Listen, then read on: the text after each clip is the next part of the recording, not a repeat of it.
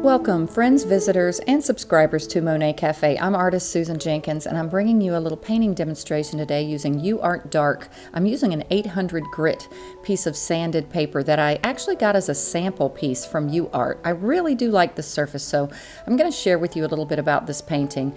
Again, UArt Dark pastel paper. I'm using a reference photo that I got from a friend of mine. You know, that's kind of a neat way to get some photos. If you have friends that visit places you're not able to go to, just ask for permission to use their photos.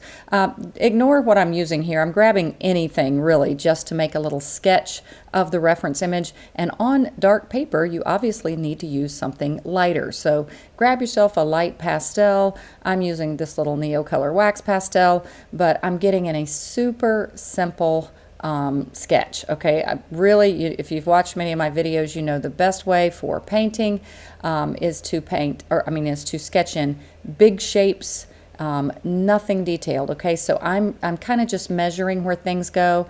If you've watched some of my videos, you know I kind of use a little, I never do the grid system, but I kind of look at things at the halfway marks and kind of see where things are in the reference photo, and that's kind of how I get a little gauge as to, you know, how to sketch things in and different proportions. Okay, so anyway, again, this is just a general sketch, and then for this painting, you'll see in a minute the pastels that I use.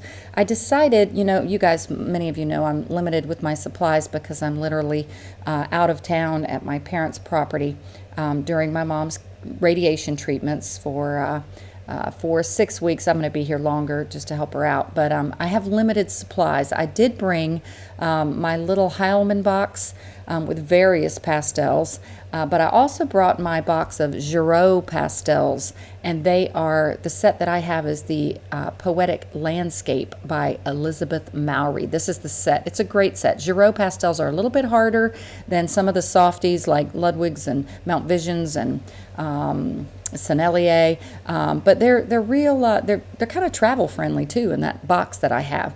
But I did notice I needed to use some more darks. Even though this is a dark UArt paper, you still can see darker darks on the surface. It almost looks more like a gray paper to me. Now I'm getting in the general shapes of the trees with this kind of interesting bluish color. I really like this color. It's like a deep teal blue.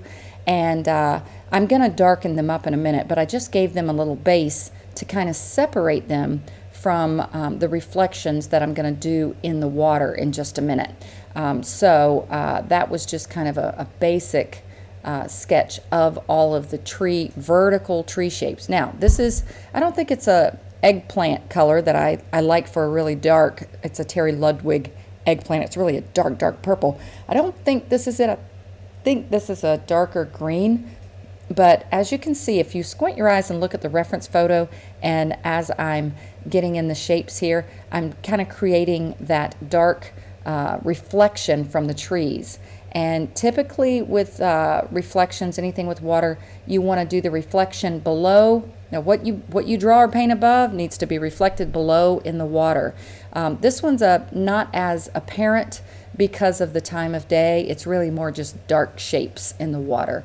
Now I did need to even darken up, even though those trees in the back are going to be lighter because things get lighter in the distance. Value gets lighter in the distance, not as dark in color. I knew I did still need to give them, they were too light. I needed to give them a little bit of dark. So instead of doing that darker greenish, I did like a purple because things cool off in the distance as well.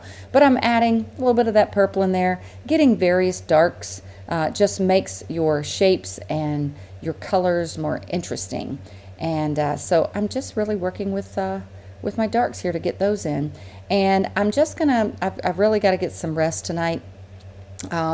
Things are just getting a little more challenging for my mom every day, and we've got to get up early tomorrow to get back to radiation again. So I thought I'd upload this, and I'm just keeping it at the 2x speed, so it's not too awfully fast, but I'm going to just play the music and let you guys enjoy it. But I did want to share the tools that I've used, and just say I'm so thankful just for the beauty of art and painting and friends like you guys. You know, we've got a really special group, my subscribers here on YouTube, our Monet Cafe art group on Facebook. You're welcome to join that if you haven't.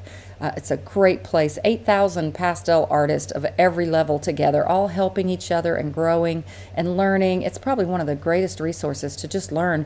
And we have some major professional artists in our group, and you can even get help from them sometimes with some great suggestions. So Monet Cafe art group on Facebook. And also, you guys, thank you so much. I recently started a Patreon page. It's patreon.com/Susan Jenkins, and it was per a lot of your recommendations. I wasn't even considering doing it, and now it's turned out to be such a blessing for me.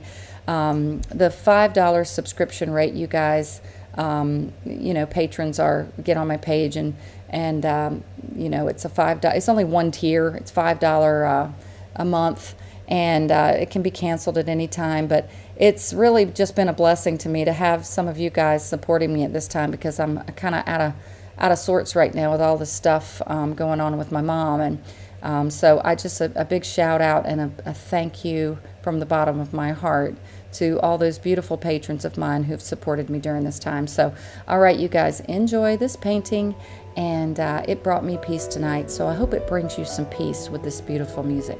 All right, happy painting.